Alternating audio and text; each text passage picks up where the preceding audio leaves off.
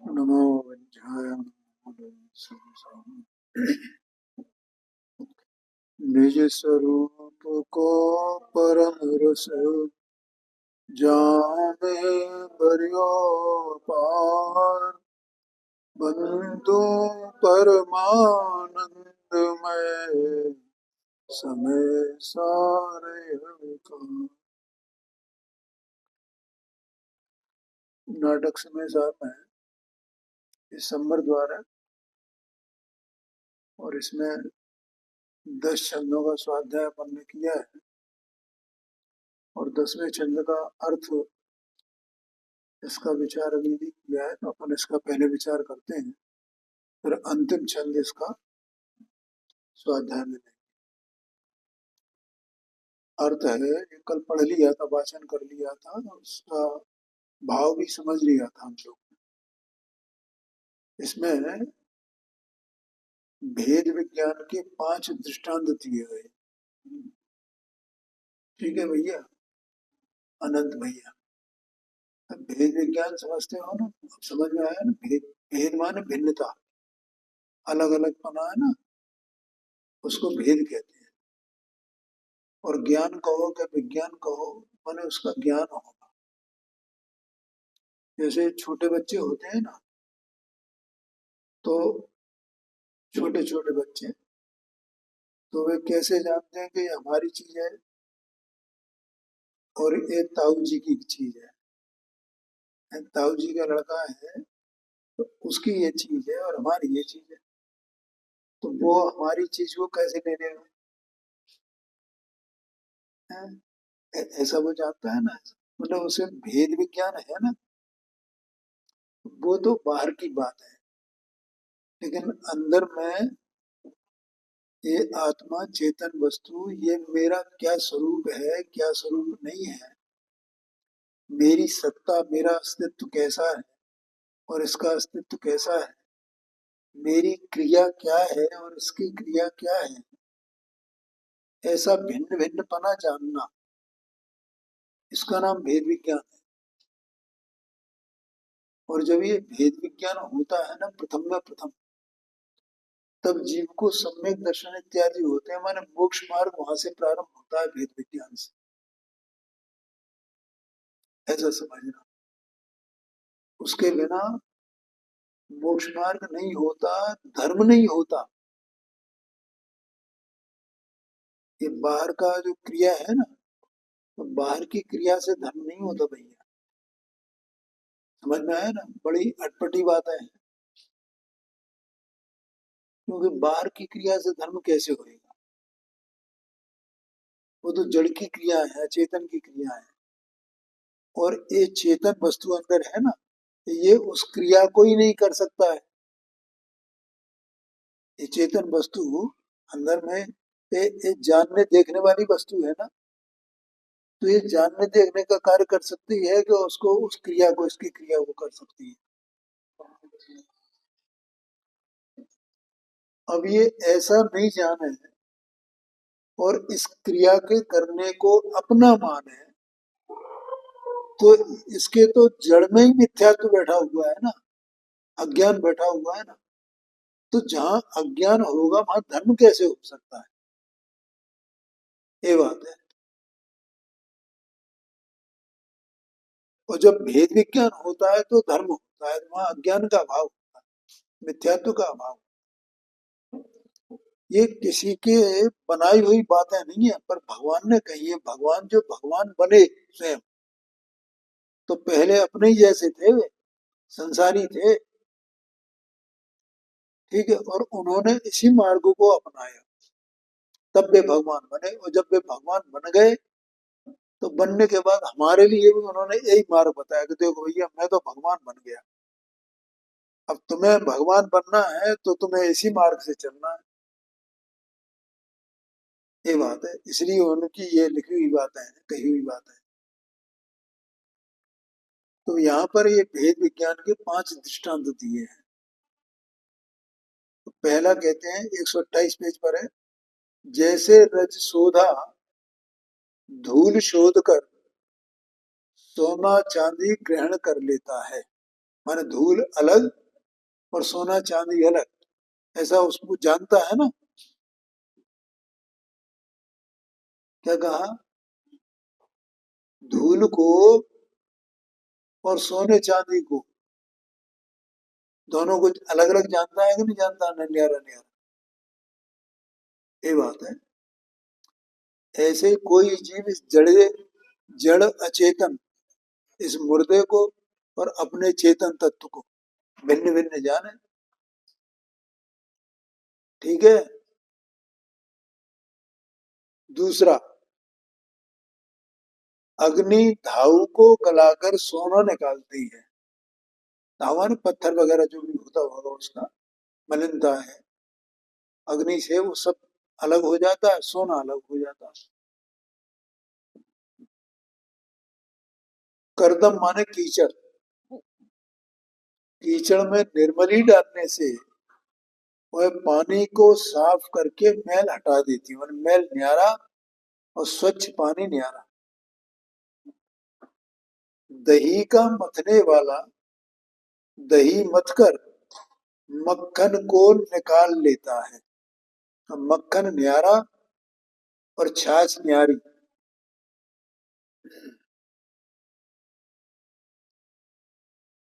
हंस दूध पी लेता है और पानी छोड़ देता है। उसी प्रकार देखो, पांचों दृष्टांतों में जो मूल्यवान चीज है वो अलग की गई है, और जो जिसका कोई मूल्य नहीं है उसको अलग कर दिया, वो छोड़ दिया। ऐसे इस चेतन वस्तु को अपना आत्मा ही मूल्यवान है, और देह कर्म रागादि भाव ये मूल्यवान नहीं है। ये तो बिल्कुल जैसे धूल मिट्टी की तरह है ये सब। हाँ जी। है जी। कर्मों का। हाँ, कर्म क्या करें, कर्म तो जड़ है ना। कर्म माने नहीं, वो कर्म करते हैं वो नहीं, कर्म वो तो क्रिया में आ गई सब। माने जीव के जो भाव होते हैं उनको कर्म कह रहे हो ना। है? अभी अभी बोलने दो।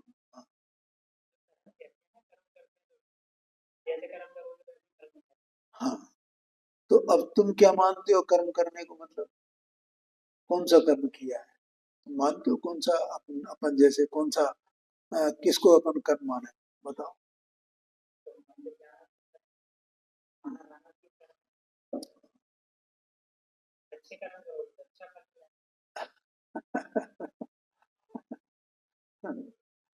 देखो, ये बहुत स्थूल बात है ये।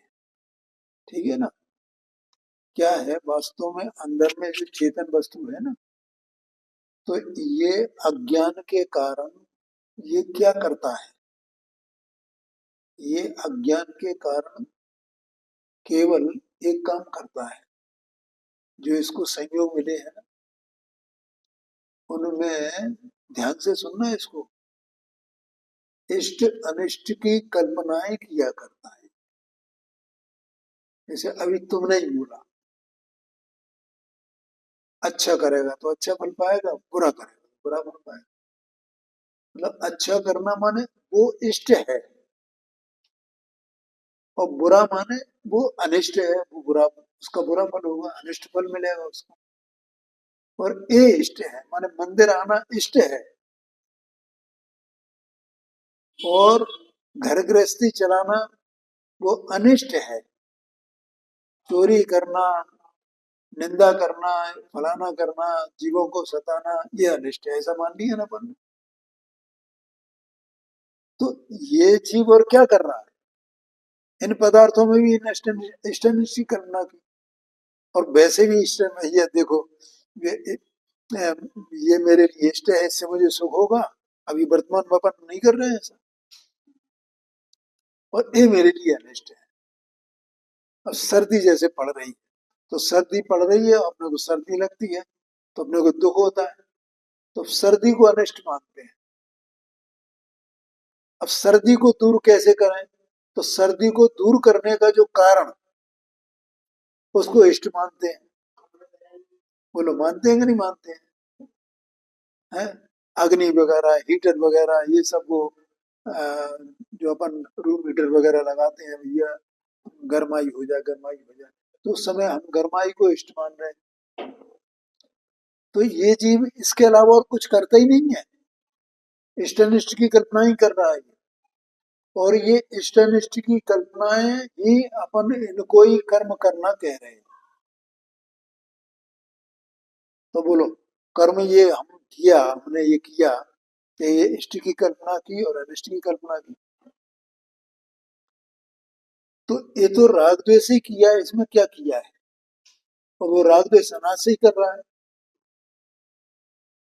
समझ में आया ना? थोड़ा गंभीर बात है, इसलिए मैंने कहा बहुत सावधानी से समझने की बात है।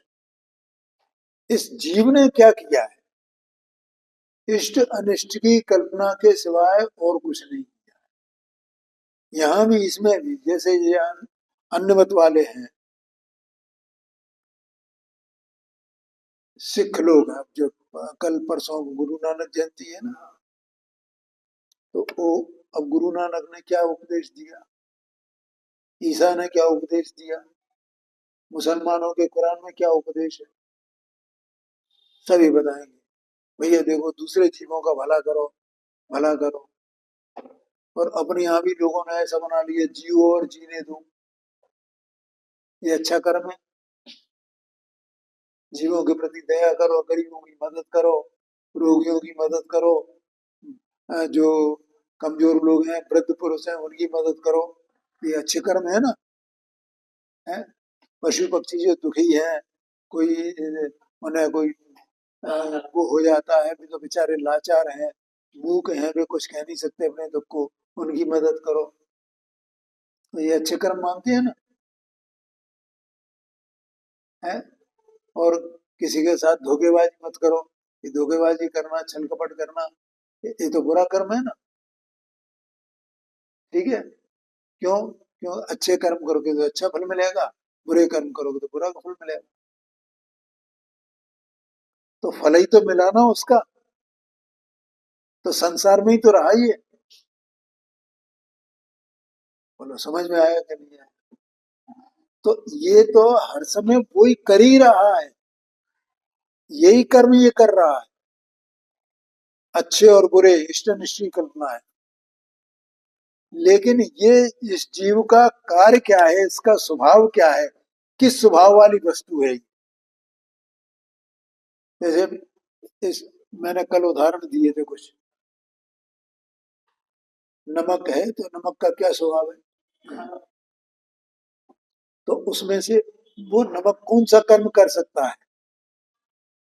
कोई कार्य, कर्म माने कार्य करना, कौन सा कार्य कर सकता है? कार्यपन का काम कर सकता है। अग्नि कौन सा काम, अग्नि का स्वभाव क्या है? जलने का। तो जलने का काम करेगी, जलाने का काम करेगी।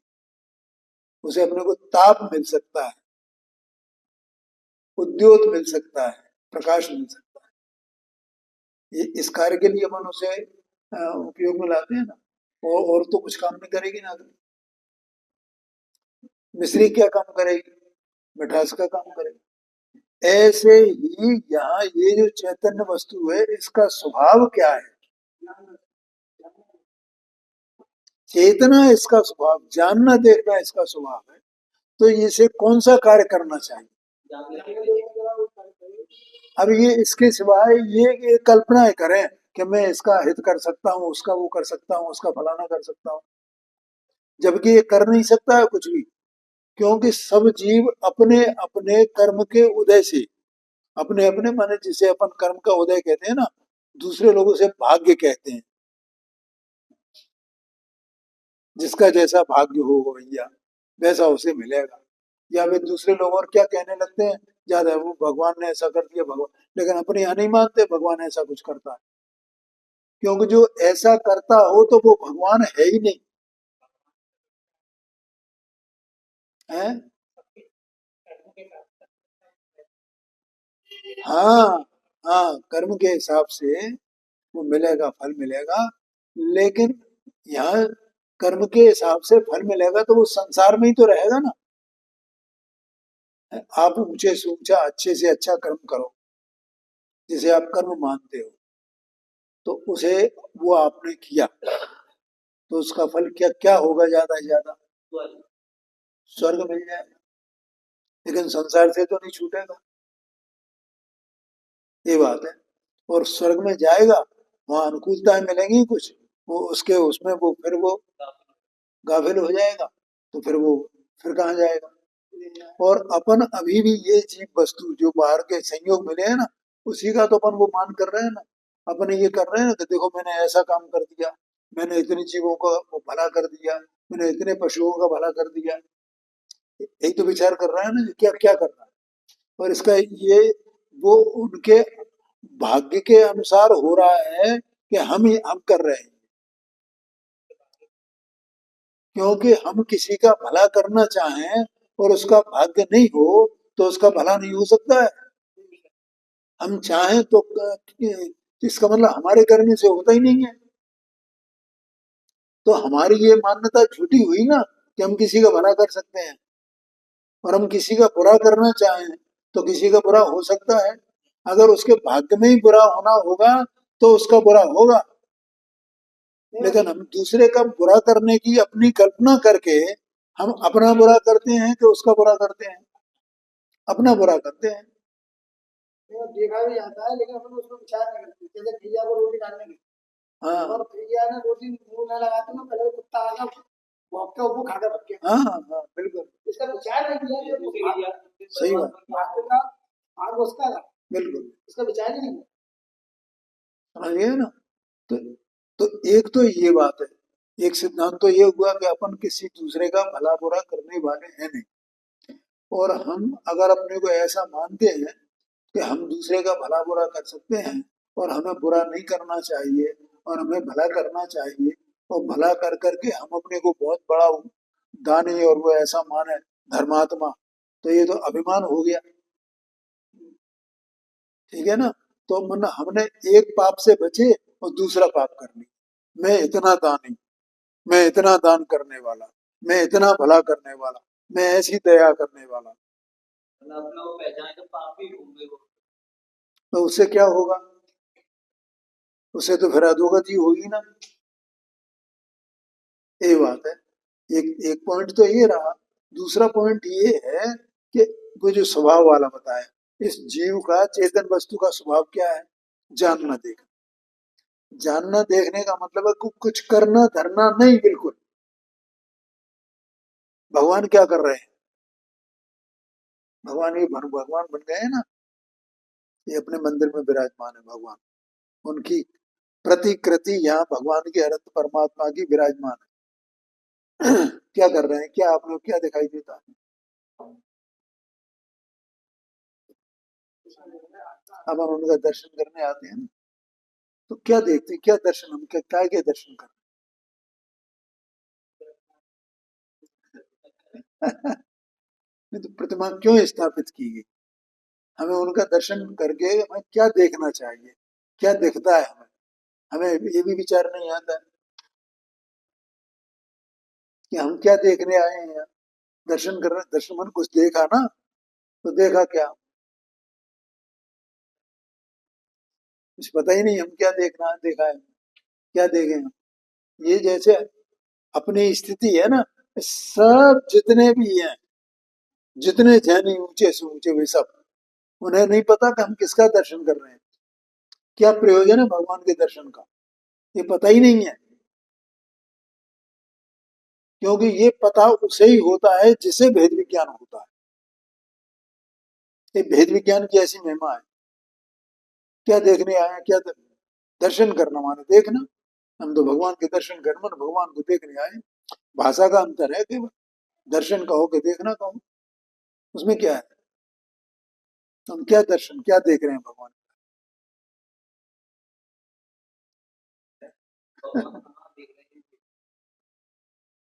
40 साल पहले मुझसे ऐसे ही प्रश्न किया था एक विद्वान ने, हमारे यहीं के मूर्धन्य विद्वान थे वे। उनने मेरे से यही प्रश्न किया था। जैसे ही मैं दर्शन करके यहाँ आकर के बैठा, वे यहाँ बैठे थे और मैं यहाँ स्वाध्याय करते थे, हम उनकी बात सुनते थे। यही प्रश्न पूछा उन्होंने कि भैया तुम अभी दर्शन करके आए हो, सो क्या देखा, किसके दर्शन किए हैं?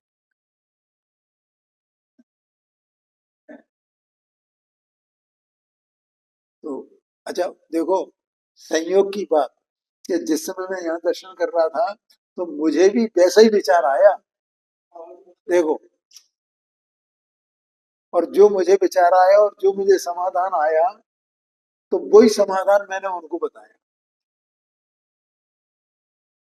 उन्होंने उन्होंने मेरी पीठ थपथपाई। मैं कहा, शाबाश, 40 साल पहले की बात है। तो उन्होंने पूछा, भैया अभी तुमने दर्शन किया, किसका दर्शन करके आए?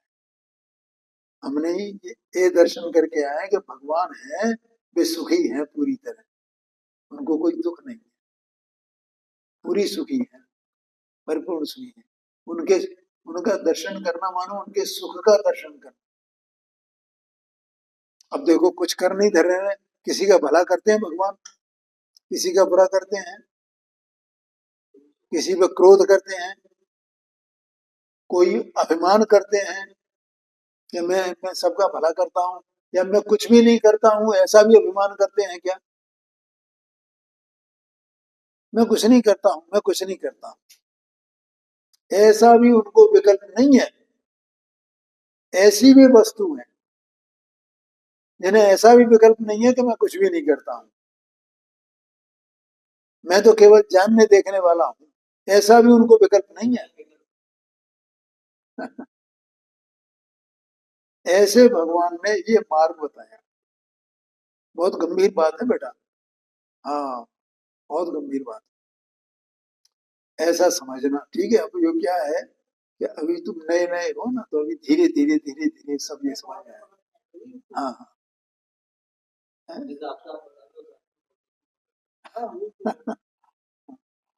ठीक है। तो ये देखो, ये अभी अपने को अज्ञान है, तो अज्ञान दशा हो या ज्ञानी भी होते हैं, ठीक है, तो उनको भी, जो अच्छे लोग होते हैं, तो उनको भी दूसरे जीवों का बुरा न हो, उनका भला हो, ऐसा उनका भी चिंतन विचार रहता है, उनका भी परिणाम रहता है, ठीक है। लेकिन अज्ञानी उसको अपना कर्तव्य मानता है, और ज्ञानी उसको अपना कर्तव्य नहीं मानता है, वो अपने कर्तव्य को जानता है। और वो कर्तव्य क्या है, वो भेद ज्ञान के बिना समझ में नहीं आता है, ठीक है। इसलिए अच्छा कार्य करो, इस कार्य करने का निषेध नहीं है, लेकिन उससे लाभ मानने का निषेध है, या उससे धर्म होता है, ये मान्यता का निषेध है केवल। आया ना समझ में? अपन जैसे और भी किताबें पढ़ेंगे, यहाँ पे छैठाला वगैरह इन सब का स्वाध्याय करेंगे, तो ये सब बातों का खुलासा होगा आपने। तो यहाँ पर देखो, यहाँ ये 5 बातें कही गई हैं, और ये अंत में ये कहा, उसी प्रकार ज्ञानी लोग भेद विज्ञान के बल से आत्म संपदा ग्रहण करते हैं। आत्म संपदा, संपदा जानते हो? संपदा किसको कहते हैं? पूंजी, प्रॉपर्टी। प्रॉपर्टी होती है ना, उसको अंग्रेजी में उसे प्रॉपर्टी बोलते हैं, हिंदी में उसे संपदा। अब यहाँ कौन सी प्रॉपर्टी है? आत्म संपदा, अपनी संपदा। तो हर एक वस्तु की, जैसे नमक है, तो नमक का जो खारापन है वो नमक की संपदा है, उसकी प्रॉपर्टी क्या है वो? मिश्री की जो मिठास है ना, वो मिश्री की प्रॉपर्टी है, मिश्री की वो आत्म संपदा है। नमक का खारापन, नमक के लिए, नमक का नमक की आत्म संपदा है वो। अग्नि की ज्वलनशीलता वो अग्नि की आत्म संपदा है। आ गया ख्याल में? ऐसे ये जो चैतन्य वस्तु यहाँ अंदर में विराजमान है, इसकी आत्म संपदा क्या है? अपना चेतना स्वभाव, सबसे भिन्न करके, देह मन वाणी से भिन्न करके, और ये जो अच्छे बुरे कर्म है ना, जो राग राग द्वेष के, इनसे भिन्न करके हमारे यहाँ अपने इसमें है, उन अच्छे बुरे कर्मों को शुभ भाव और अशुभ भाव कहते हैं। क्या कहते हैं यहाँ? जगत के लोग जिसे अच्छे कर्म और बुरे कर्म मानते हैं ना, अपने यहाँ कहते हैं शुभ भाव और अशुभ भाव। तो ये शुभ अशुभ भाव है ना, इनसे भी भिन्न अपना चेतना स्वभाव है। क्योंकि ये शुभ शुभ अशुभ भाव तो पर के आश्रय से है। क्या बोला? समझ में आया ना? पर के आश्रय से कैसे है कि हम किसी को दान देंगे तो शुभ भाव करने के लिए कोई चाहिए ना, हमें कोई लेने वाला चाहिए तो हम उसको देंगे ना, है? किसी के प्रति हम दया करें तो उस दया का कोई पात्र होना चाहिए ना, तब तो हम दया करेंगे ना। जब दया करेंगे तो दया का पात्र होगा। पूजा करें, हम पुजारी बने तो पूजा करें तो भगवान चाहिए ना हमें।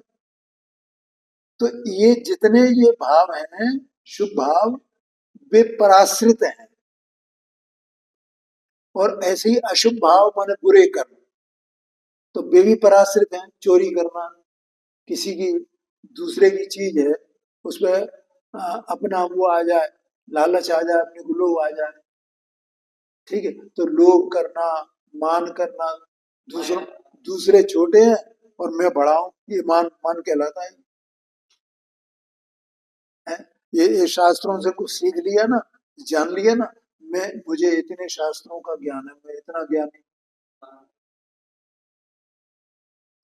मेरे इतने शिष्य हैं, मैं इतने शिष्यों का गुरु।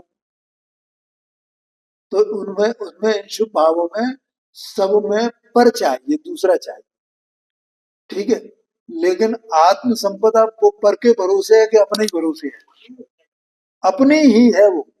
जैसे नमक के खारेपन के लिए ना, खारेपन को क्या चाहिए? नमक को क्या चाहिए? कोई दूसरा चाहिए उसे? कोई नहीं चाहिए। मिश्री को क्या चाहिए? मैं किसको, मैंने किसी को मीठा करूं तब मैं मिश्री कहलाऊं? ऐसा मिश्री का भाव है क्या? ऐसा आत्म संपदा अपने में ही रहने वाली, तो अपने में ही रहने वाली अपनी जो संपदा है उस पर अपनी दृष्टि आना, यही मैं हूं, इसका मतलब है आत्म संपदा का ग्रहण होना। वो ग्रहण हो गई। अभी तक ग्रहण नहीं थी, अभी तक उसको ग्रहण नहीं किया था। कब तक? जब तक भेद विज्ञान नहीं हुआ। क्योंकि भेद विज्ञान के अभाव में इसने पर को ग्रहण किया है। समझ में आया ना? जो शुभ भाव है उनको ग्रहण किया है, क्योंकि शुभ भावों को अपना माना, अशुभ भावों को अपना माना।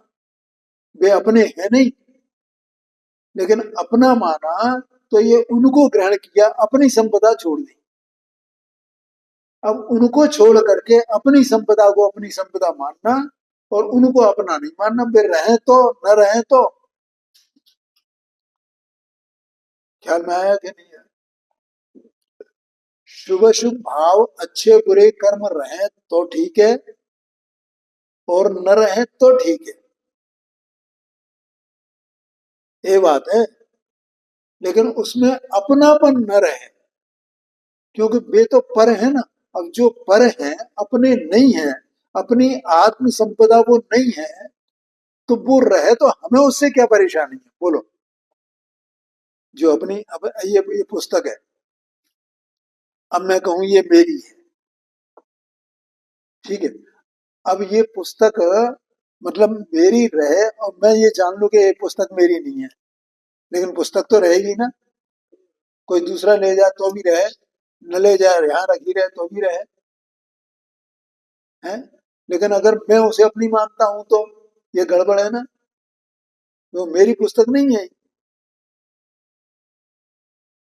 आया समझ में? तो ये पुस्तक रहे, मुझे क्या करना है कि इसमें से अपना जो मेरा ममत्व भाव है वो छोड़ना है, कि ये मेरी है ये मानना छोड़ दे बस। अब ये पुस्तक रहे तो बनी रहे। ऐसे ही जो शुभ शुभ कर्म है ये मैं करता हूं, ऐसा मानना छोड़ करके भी शुभ शुभ कर्म रहे तो रहे, वे उसके बावजूद भी रह सकते हैं।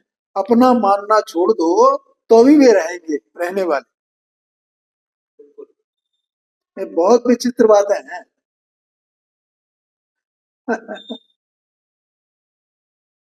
समझ में आया? हाँ जी हाँ। तो अपनी संपदा ग्रहण करना, बस ये मेरी संपदा है। अब वे दूसरे रहे तो रहो, न रहो तो न रहो। वहां तक की बात है भैया। तो आत्म संपदा ग्रहण करते हैं। और देखो ये आ रहा है, राग द्वेष आदि, ये जो अच्छे बुरे कर्म है ना, सब इस राग द्वेष में सब आ गए। आदि व पुद्गलादि पर पदार्थों, पुद्गलादि पर पदार्थों ने देह मन वाणी सब पुद्गल के हैं ये सब उसमें आ गए। आया समझ में? पुद्गलादि पर पदार्थों को त्याग देते हैं, माने छोड़ देते हैं। तो त्यागने का मतलब उसमें अपनापन नहीं रखना, बस इसका नाम त्याग है। अपनी संपदा को संभाल लेना और उसमें अपनापन नहीं करना, इसका नाम त्याग देना है।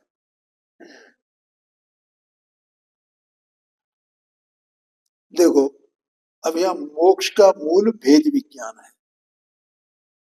इसका एक छप्पे छंद है, इसको अपन पढ़ते हैं।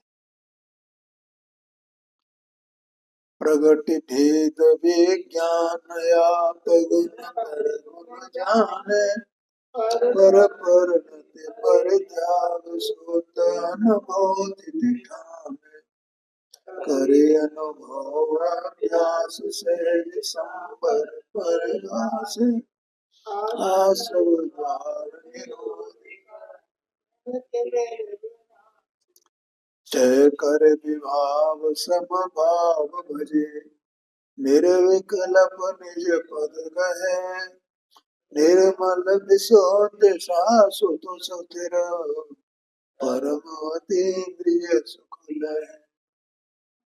ये कहते हैं, देखो भेद विज्ञान से शुरू करते हैं।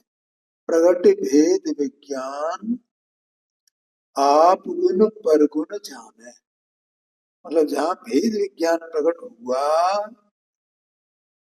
ये भेद विज्ञान तो तुम समझ रहे हो ना, रोजाना मैं चर्चा कर रहा हूँ जिस दिन से आ रहे हो, है ना? माने ज्ञान द्वारा स्व को स्व और पर को पर जानना, इसका नाम भेद विज्ञान है। ठीक है? तो जहां भेद विज्ञान प्रकट हुआ तो वहां अपना वहां ऊपर संपदा कहा ना, उसी को यहाँ गुण कहा। आप गुण पर गुण, अपनी संपदा और पर की संपदा।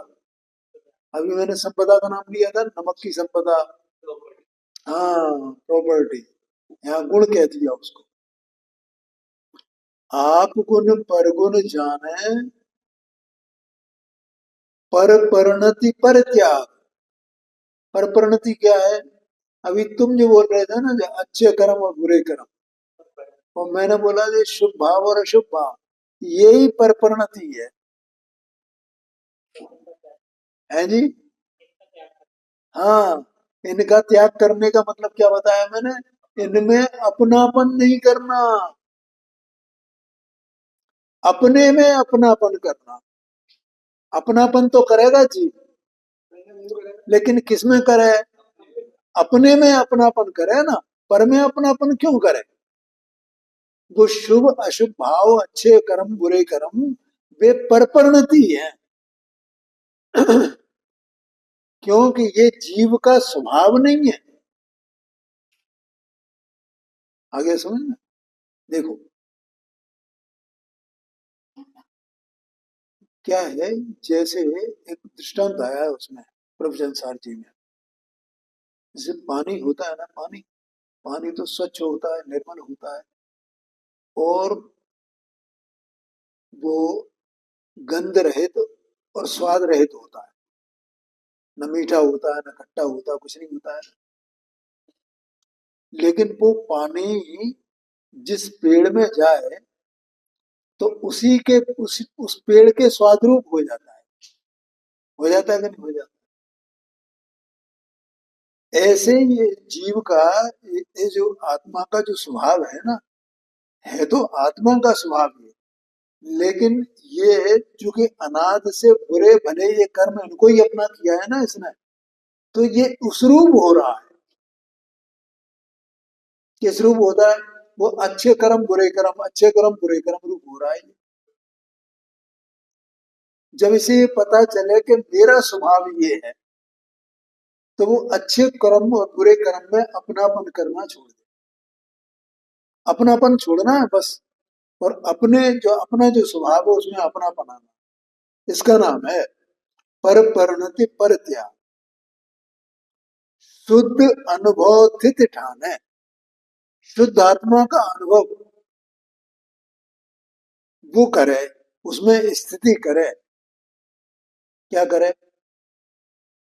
शुद्ध आत्मा का। शुद्ध आत्मा माने क्या? देखो अभी जैसे नमक का खारापन जो है, तो वो शुद्ध है क्या? शुद्ध है। हाँ, उसका वो स्वभाव है, और स्वभाव जिसका जैसा होता है ना, वो शुद्ध ही होता है। ऐसे आत्मा चेतन वस्तु है, सत्स्वरूप त्रिकाल है ये। इसका स्वभाव चेतना है, जानना देखना है। ठीक है, तो वो जानना देखना इसका स्वभाव वो शुद्ध ही है। तो ये इसका ज्ञान, इसका ही अनुभव करे। किसका अनुभव करे? शुद्ध आत्मा का। शुद्ध आत्मा माने अपने ज्ञान स्वभाव का, चेतना स्वभाव का, उसी का अनुभव करे। और वो राग द्वेष का, अच्छे बुरे कर्म का अनुभव न करे। ऐसा है। ये कब हो सकता है? जब भेद विज्ञान होगा तब। बिना भेद विज्ञान के नहीं हो सकता है। क्योंकि पहले शुद्ध आत्मा का अनुभव करने के लिए शुद्ध आत्मा को जानना पड़ेगा ना, न्यारा अलग। कैसे अलग? वो अच्छे बुरे कर्मों से अलग, ये उससे अलग है मेरा स्वभाव। ऐसा जाने बिना उसका अनुभव कैसे कर सकता है? नहीं कर सकता ना। ये बात है। शुद्ध अनुभव स्थित ठान है। फिर कहते हैं कर अनुभव अभ्यास। ऐसा अभ्यास करते करते अनुभव का, बार बार बार बार बार बार उसका अभ्यास करे, अनुभव का अभ्यास। सहज संबर प्रकाश, उससे संबर प्रकट होता है। और संबर का होने का मतलब क्या है? आश्रव द्वार निरोध। आश्रव का निरोध हो गया। आश्रव माने जो शुभ कर्म और अशुभ कर्म, ये सब आश्रम है। समझ में आया ना? जब तक आश्रम है तब तक जीव संसारी। इसलिए वो आश्रम का निरोध माने रुकना होना चाहिए। वो रुक जावे आश्रम। हाँ, अपने में अपनापन आए ना। अपने में अपनापन आए, अपने को अपना जान लिया। अपने को अपना जान लिया माने अपने में अपनापन आ गया, और उसमें अपनापन नहीं रहा। ये तो एक बात हुई। अब जो अपने को अपना जाना है, उसके बार बार अनुभव का अभ्यास होना चाहिए उसका। अगर अनुभव का अभ्यास नहीं करेगा तो अपने को अपना जानने से फायदा क्या होगा? तो जाना ही नहीं ना, तो खतरनाक जान लिया है। कौन आया क्या? नहीं आया? अब अपन एक मकान अपन बना है, ठीक है, और मकान तो बना दिया था। अब अपन रह रहे हैं किराए के मकान में, और वो खाली पड़ा है, वैसे ही पड़ा है मकान। बोलो, तो बना तो लिया। अब भैया उसमें रहो तो जा करके ना, तब तो उसका लाभ होएगा ना। काय के लिए बनाया? ऐसे आत्मा को जान लिया हमने, आत्मा तो भिन्न है। तो भैया फिर उसका अनुभव का अभ्यास करो ना, उसमें बैठो ना, रमो जमो ना। अगर वो अभ्यास नहीं करे तो संबर काय से हुई।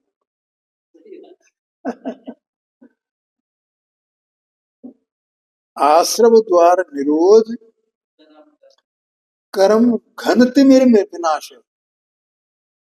कर्मों का जो घन, तिमिर, तिमिर का घन, जो घटाटो, अंधकार, घना अंधकार वो है ना, वो कैसे विनाश हुए?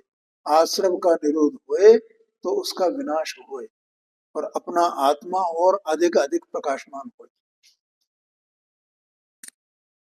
आगे कहते हैं देखो, क्षय कर विभाव समभाव भजे। जो विभाव भाव है उनका क्षय माने समाप्त हो जाए, छूट जाए वे। विभाव भाव क्या है? हाँ जी, वही अभी जो अच्छे बुरे कर्म इनकी भाषा में है, उनको क्या कह रहे हैं यहाँ? विभाव भाव है वे, क्योंकि वे स्वभाव नहीं है, स्वभाव से विपरीत हैं, इसलिए वे विभाव है। हम जिन्हें अच्छे और बुरे अच्छे समझ रहे हैं ना, वे भी अच्छे नहीं है वास्तव में, वे विभाव हैं, क्योंकि स्वभाव नहीं है, वे अपने भाव ही नहीं है। हाँ, तो उनका क्षय करके, उनका उनको नष्ट करके, समाप्त करके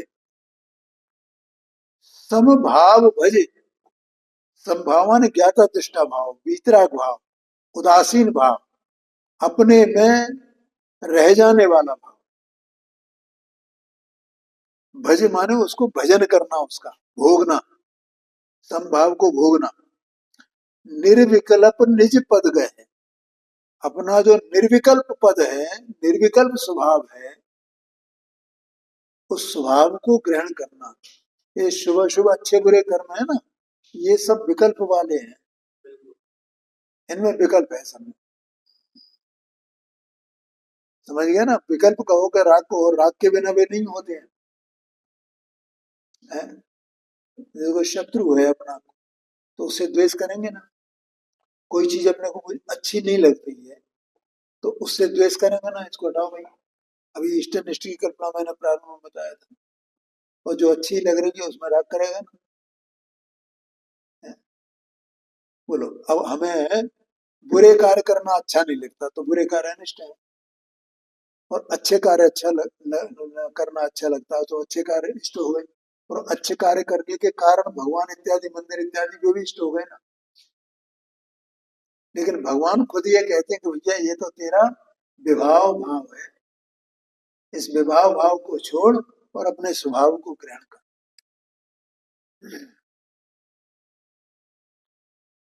तो वे सब भाव, अन्य भाव जो है वे विकल्प सहित है, राग द्वेष सहित है, और अपना पद ग्रहण करना, अपना स्वरूप ग्रहण करना, ये निर्विकल्प भाव है।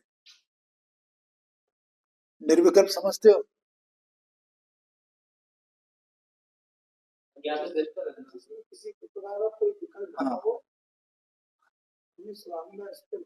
देखो निर्विकल्प इसलिए कहा कि वो अभेद है, जानने वाला और जानने में आने वाला भेद नहीं है ना, इसका मतलब निर्विकल्प होता है। और जानने वाला दूसरा और जानने में आने वाला दूसरा, तो वहां विकल्प होएगा ना, ये बात है। इसलिए यहाँ निर्विकल्प निज पद गए, ऐसा जानने में आने वाला और जानने वाला दोनों एक ही है, अभेद, वहां कोई विकल्प नहीं है। तो वहां ग्रहण हो गया ना पद का, अपना अपना पद ग्रहण करे बस। बोलो बोलो बोलो, कोई शंका आ रही है? हाँ,